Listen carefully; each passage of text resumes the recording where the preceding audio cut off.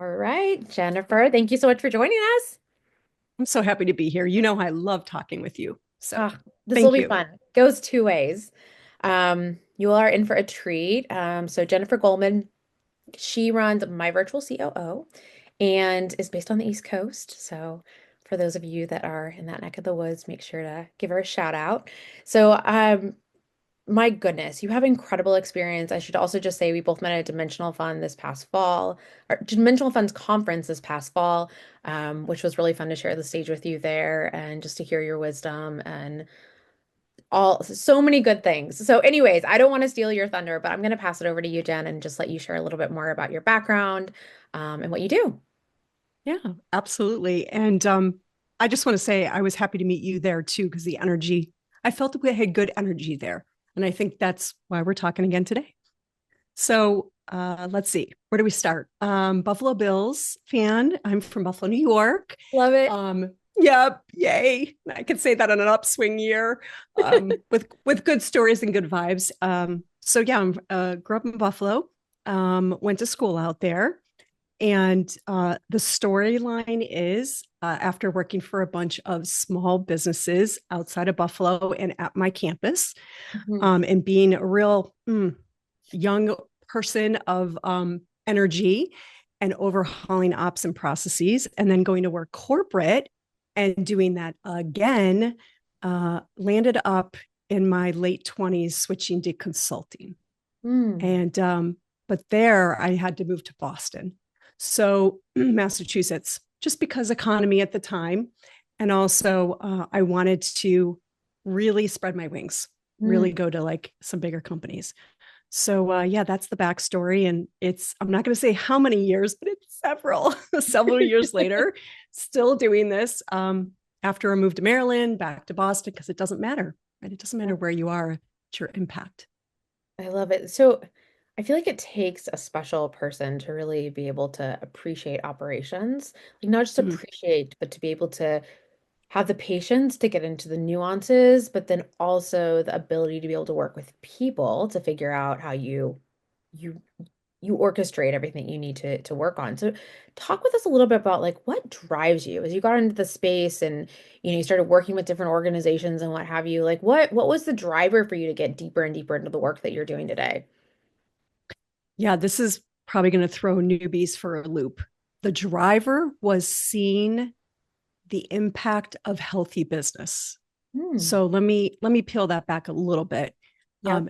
Being in enough businesses watching, and my parents by day were educators, but by night had another business, Yep. and seeing the the choices you had. Like if you're part of a healthy business, you have choices in your career, you have choices in what you can learn. You're not strapped down by finances as much. Maybe you're not making as much as you'd like, but you're certainly feeling that you're in a stable place. I saw how wonderful that was.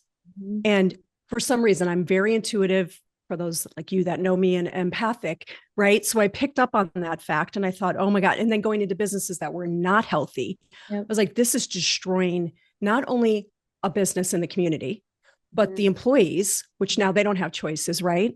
And then the community doesn't get to benefit. So I kind of connected the dots. That's what operations people do.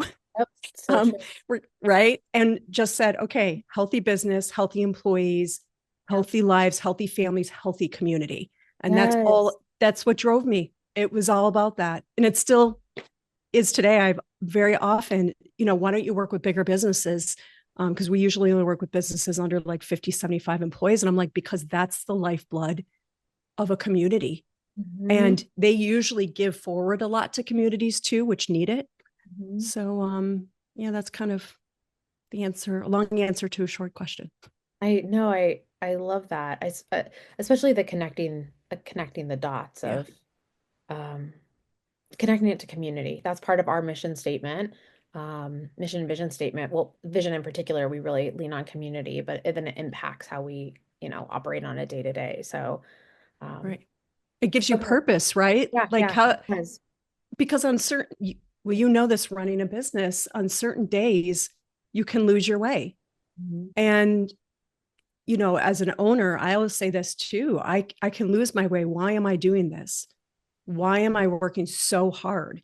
Mhm. And if you don't have that bigger purpose, it just doesn't feel as fulfilling. And frankly, then it's Yeah. not for anybody on the team. Like Yep. they're like, what am I doing here? You know what I mean? Yep. So, It has a domino mm, effect. It's so yeah, so true. Okay, so um I think that you talked about connecting the dots with operations, right? yeah. And that can be, I mean, you can put that at so many different levels, right? From a strategy level, from like actually operations implementation to like the tactical nuancing. So I think one of the hard things, at least what I see too, is being able to get people to rally around what kind of key goals and priorities they should be focusing on.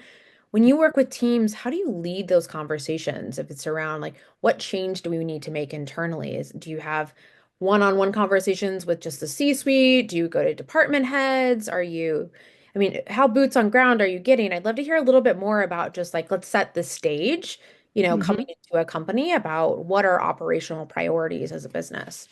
Yeah. Well, first off, you always have to ground the visionary. So, you've got to get out of their brain all that swirl. Yeah, And I yeah. mean that it literally is that like little tornado of thoughts. So, what we do is we document and visualize everything. So, Mm-hmm. when they're talking, we're writing. Hmm. And we know, and that there is therapy in writing it yourself, but there's a reason they haven't written it. Maybe it's fear of seeing it in writing. Maybe it's that their Ah. brain is going too fast. Mm-hmm. Certainly an ADHD brain, right? They're all over the place.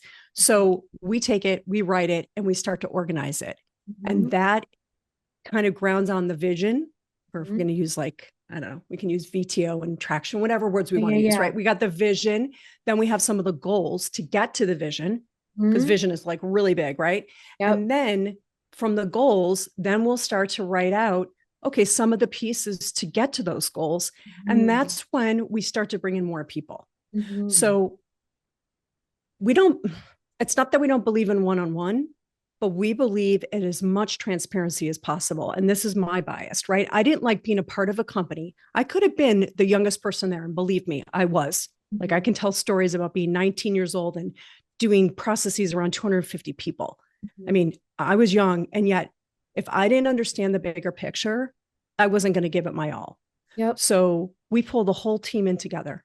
And then Yep. we start to say, okay, of the goals, like what are the pieces? What do we have to do in the finance area? What do Mm-hmm. we have to do in the process area? What do you have to do in systems? What do you have to do with people? Like there's very defined parts of a business, Right, right. right? And so naturally by actually writing it out and kind of tying it in, Oh. it's I'm going to say it starts to fall into place. Yep. Yep. The sequencing is the secret sauce, right? But that's the end part. It's just getting it there on paper. And that's when people start to say, I have an interest in this. Can Yep. I take it on? I love that. I think sometimes when folks think about operations, they immediately go to the CRM, right? Like, how are we going to operationalize this and transact whatever it is? Mm-hmm. And I feel like in a real, like true, COO role, like it is across the company to put like, job descriptions, organizational structure. I mean, priorities across departments. There's so Mm-hmm. many pieces. So once you've kind of pulled those together, you mentioned different tools like, kind of EOS tools and talking with different folks. How are you then prioritizing them? And then this is a two-part question. One, how do you Yeah. prioritize them? And two, how do you roll it out? Right? Like you got to roll it out Mm. so it's not just like hanging out. Here's our game Right. plan and it's gonna go on the So shelf kind of beautiful. thing. We forgot to look Yeah. at it and we keep being crazy. So Yeah. yeah. Yeah. Priorities. Well, that's okay. So, first, the secret sauce of sequencing. I'm not quite sure that I have a method that can be copied, but I'll Yes, tell I you love how it. the brain thinks. Okay. Hmm. Um, And let me come back to that because there's a second thing. When you write things out, people will actually start doing some of the actions without even being given permission. If Mm. something hits the gut, it's a micro win. Yep. And they're like, yep, love it, understand it, run with Move it. forward. We find Yeah. out, we get back, it's already a check on the list Yep. of being done. A Yeah, quick win. yeah, exactly. Okay, so coming back, so the sequencing. So a couple things. One is burnout. You got to be careful, right? So we never try to tie in three major initiatives in the same quarter. Yep. Like, and by major, I mean the entire team's involved and it's a heavy lift and it's expensive. Yep. We look at all of those pieces. So we try to do the micros with the big. Mhm. The second thing is we try to give equal opportunity to every division of the company. Yep. So let's just use you and me. I'm operations, you're all things marketing, right? You can't just do an operations project without and leave up marketing alone. You Mhm. have to be doing both. So we might say big project and operations because right now we need to free up time, Mhm. smaller project in marketing to keep things rolling along and good for business development. So now when you have capacity, you can use it with a new business coming in the door. Mhm. So it Mhm. is a look and feel of, like I said, get equal opportunity across all divisions, but also to thinking ahead. And again, what's our goal? Like, Mhm. what's our goal for the year? Is our goal to increase revenue by X? Is it to alleviate the C suite of 50% of their duties? Mhm. Mhm. Because without that, they can't develop more business. Like, what is that? And then we work back from that and line everything up. It's like essentialism, like Greg McGowan, like what you're doing today, Yep. does it tie into the goal? Like, can you Yep, see that the makes path sense. line? Can you connect the dots? I love that. We even say that as nuanced as like the social media post that goes out. Can you connect it back to the business strategy? That's right. Where is it aligned and why are we putting our effort there That's right. so that there's a dot that all connects back, even to the smallest pieces, so that we're aligned in, marching order, what have you. Yeah. I appreciate what you're saying too, of being able to, stagger things accordingly against priority, involve different teams as needed. I especially appreciate it because for us, when we see teams grow, usually if it's like a smaller team, like maybe a dozen people, we're directly often working with a person in an ops role. But then as the company gets bigger, I mean, I'll fast forward to like, 150 plus employees, we're usually directly communicating with the COO for what's going on because the operations initiatives, they go across company, but if you keep the brand consistency, then it goes across company with the training. It's just like hand in glove kind of thing. So I Mhm. appreciate the way that you're sharing how you roll things out. So how do you keep people on track? Do you use like data visualization tools? Do you have monthly check-ins?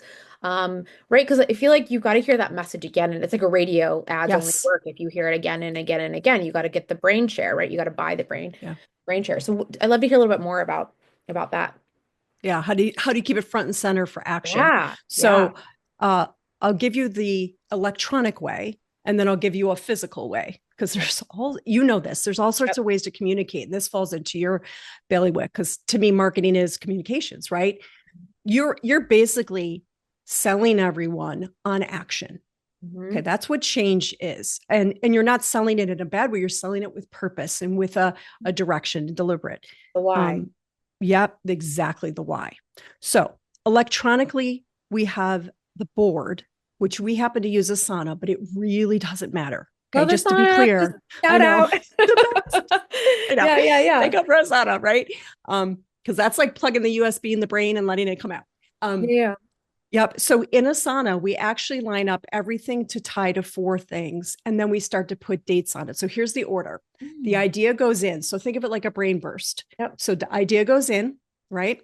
Then we say, what's the why, Mhm. right? What's the benefit? Is it Yep. profit? Is it presence? Is it productivity? Is Yep. it, okay, people? And then once you define the why, it's pretty easy to start figuring out the who. Hmm. It's the four W's, the who. And then once you figure out the who based on their capacity and time, and then it's the when. Hmm. So we do the what, which is the idea, right? The initiative tied to the goal, the why, the who, and then the when. I Once you love have that, that's your marching orders. I love, what So did you then say it's just earlier? It was like brain or not brain. brain burst. It's a brain Yes, I was like, burst, I but could a good totally one. see it. Yes. Because you can see like the web, right? Yes. How it's all, yeah. Yep. And so then you're using Asana to basically be able to map all the goals back to those initiatives and Mhm. then actually transact on kicking off those different actions that have That's been right. identified. And is And this, then yeah. taking credit for what's done. So Mm, we actually, when you mark something complete yep. on these boards, you keep it in a wins area.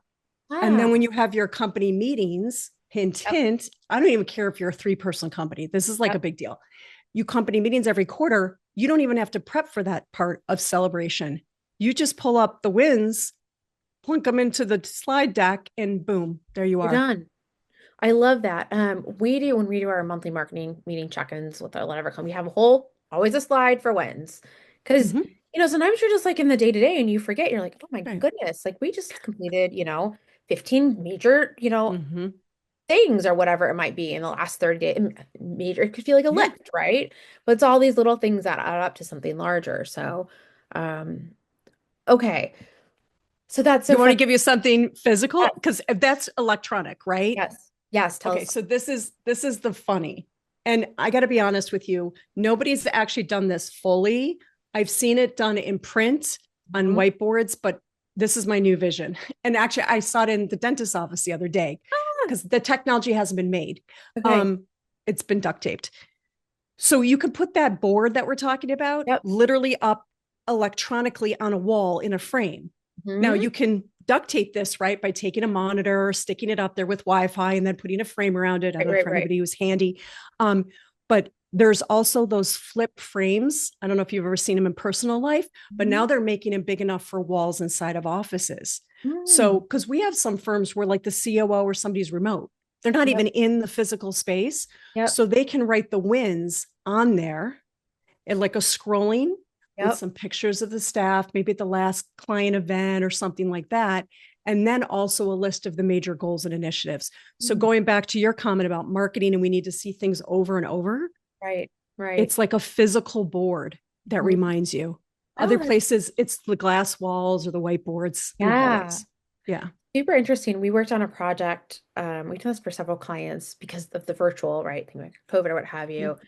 Similar concept, a little bit different, but we designed it in two ways. We've designed like cards that would go into little um basically like a clear frame, and they had the mission vision on one side and the values on the other, like keep it top of mind. We've also done ones which I think are really fun just to kind of go back to that idea of say top of mind, or if there's like a computer clip, and you put it on the side, it would hold a piece of paper, but Mm-hmm. the company would mail out postcards with like this is our quarterly initiative. And so it would have like the quarterly initiative, whatever it was, and it was all branded based off their brand. And so Yeah. it was just for certain departments. It didn't do across company. Yeah. But um, I think the idea, especially in such a virtual environment, of having something where you can just glance at it, it's those gentle reminders that it's not just one of your million tabs open on desktop to kind of let it soak in. I love that. That's like the So play off fun. the pictures and the little paper clips, but the idea of it Yeah. actually pinching onto your monitor. Yeah. Well, listen, I don't know about you, but there's one thing I do use the sticky notes every once in a while. Yep. So, what's the difference of a sticky note telling you than something that's branded with the company brand and feeling? Mhm. See, this is when people talk about, if I may go off on for a Yes, second, yes, but yes. I told you, people talk about marketing, and I'm like, guys, there's internal marketing that Oh, yeah. matters.